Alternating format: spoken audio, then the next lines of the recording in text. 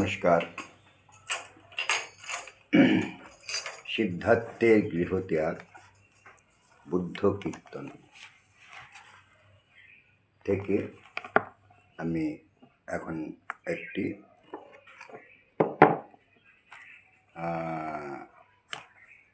সঙ্গীত পরিবেশন করব। কীর্তন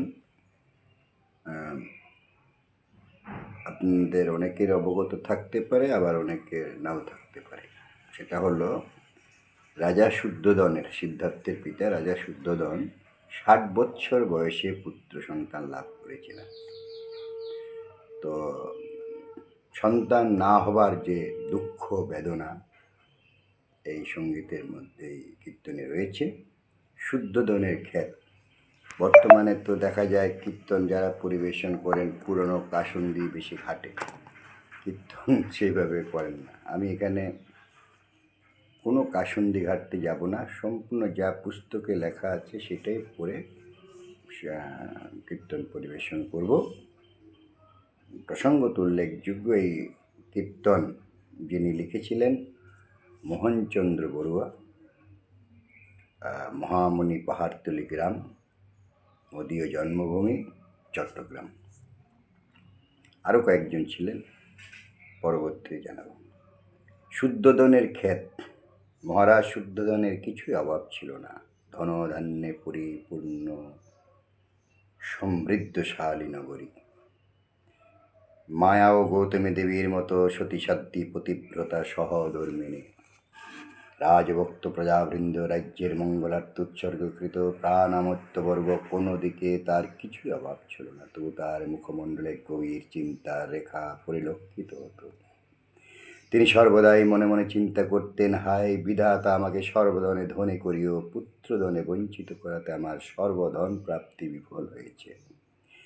মনে হয়, হায় বিধাতা, আমাকে অন্যান্য সমস্ত ধনে বঞ্চিত করে কেবল পুত্র ধনে ধনী করলে আমি আমার জীবনকে ধন্য মনে করতাম। হায় আমার সকলই অসার, সংসার আধার, পুত্র মুখ না হেরিলাম। আমার সকলই অসার, সংসার আধার, পুত্র মুখ না হেরিলাম। ও বিফল জীবনে দেহ ধারণে, ভবে কেন জনমিলাম। বিফল জীবনে এ দেহ ধারণে, ভবে কেন জনমিলাম। আমার মরণ কেন হইল না রে, আমার মরণ কেন হইল না রে, পুত্র মুখ না হেরিলাম। আমার মরণ কেন হইল না রে, ভবে কেন জনমিলাম। মরণ কেন হইল না রে, আমার কি ভাব প্রয়োজন, রজত কাঞ্চন রাজ্য ধনে কি করিবে। ও আমার কি ভাব প্রয়োজন, রজত কাঞ্চন রাজ্য ধনে কি করিবে। ও পুণ্যা মনরকে যাইতে হইবে, কেবা আমায় উদ্ধারিবে। পুণ্যা মনরকে যাইতে হইবে, কেবা আমায় উদ্ধারিবে। আমার মনের দুঃখ